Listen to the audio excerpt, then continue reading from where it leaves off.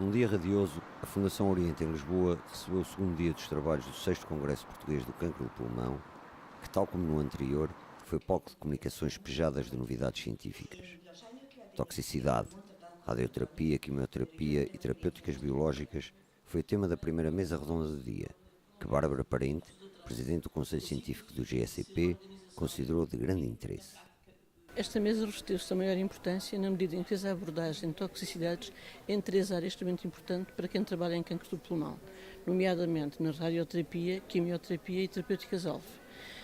Relativamente à radioterapia, que é uma especialidade que nós oncologistas recorremos com muita frequência, de facto a doutora Escarlata fez-nos aqui um relato circunstanciado dos principais efeitos colaterais, tendo em conta também as técnicas mais inovadoras nesta área. Que desta forma se consegue, de facto, que o doente vive com mais qualidade de vida e que não tenha interferência da quimioterapia, como ela muito bem disse, que vai complicar e despotenciar muitas vezes o efeito da radioterapia. A doutora Marta Soares, em relação à quimioterapia, mostrou muito bem do ponto de vista fisiopatológico quais são os principais efeitos colaterais, os danos de toxicidade, a forma de os evitar e até as terapêuticas concomitantes que se devem fazer de acordo com o tipo de fármacos que temos ao nosso dispor. A doutora Encarnação Teixeira, que foi a última a falar, falou de uma forma muito concreta, numa área que é nova, que são as terapêuticas-alvo, em que os efeitos colaterais não são tão hematológicos quanto eram com a quimioterapia, mas que não deixam de ser importantes e graves na medida em que condicionam muito a vida do doente. Nós sermos avisados e atentos para todos estes efeitos colaterais, conseguimos seguramente tratar muito melhor os nossos doentes. Após uma breve pausa, para retemperar energias, os participantes tiveram a oportunidade de ouvir duas preleções sobre cirurgia torácica e radioterapia na doença limitada cancro do pulmão não pequenas células, protagonizadas por José Miranda e Maria del Mar Arnaís. António Araújo, presidente da Pulmonale, resumiu esse momento sublinhando a controvérsia do tema. Esta mesa redonda foi muito importante porque abordou uma área do tratamento de cancro de pulmão que é sempre extremamente controversa. E é muito controversa porque a forma de apresentação é muito diferente de doente para doente. E ainda por cima é dependente da experiência do médico que vai tratar o doente, ou dos médicos que vão tratar o doente, e dos condicionalismos que o centro tem, em termos de acesso a determinados exames e aos centros de cirurgia e de radioterapia. E, portanto, torna extremamente difícil e heterogéneo o tratamento destes doentes. Nesta mesa abordaram-se as evoluções que têm havido nos últimos anos em termos de cirurgia torácica e de radioterapia, nomeadamente com o advento da cirurgia torácica minimamente invasiva através de uma porta de entrada no tórax só, com números muito interessantes e que fazem pressupor que poderá vir a ser realmente uma revolução em termos cirúrgicos para os próximos anos, na abordagem do cancro do pulmão. E falou-se também em termos de radioterapia, da radioterapia conformacional, isto é, a radioterapia 4D, que permite realmente levar a dar doses mais elevadas aos doentes com menos efeitos laterais.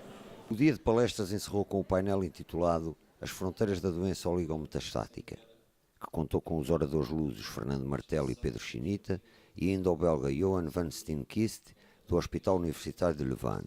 Nessa mesa redonda abordou-se a doença oligometastática, que é uma doença que já está disseminada, mas que atinge poucos órgãos e que normalmente tem características de pouca agressividade e em que é boa prática fazer uma terapêutica curativa, seja por cirurgia, radioterapia ou radiofrequência. O grande desafio para os envolvidos na oncologia pulmonar é a identificação dos doentes. Recentemente foram feitas tentativas de identificação, inclusive foi apresentada por Pedro Chinita uma classificação elaborada por investigadores japoneses que tentam ajudar a identificar esse tipo de doentes. E esta identificação é fulcral, pois como são doentes que conseguem sobrevivências longuíssimas, de anos, se não fossem esses novos meios de abordagem, teriam um prognóstico de apenas meses de vida. O segundo dia contou ainda com 2 simpósios farmacêuticos. No da Roche, destaque para a apresentação de um estudo prospectivo, realizado por Fernando Barata, em Portugal, e que tem que ver com uma mutação que hoje em dia é determinante na melhor escolha do tratamento do cancro do pulmão, que é a mutação EGFR. Este estudo mostra que o que se faz em Portugal é igual aos padrões internacionais, apesar de outros países terem começado primeiro. Já no simpósio satélite da Lilly, entre outros, realce para a locução do belga Johan van Steenkist.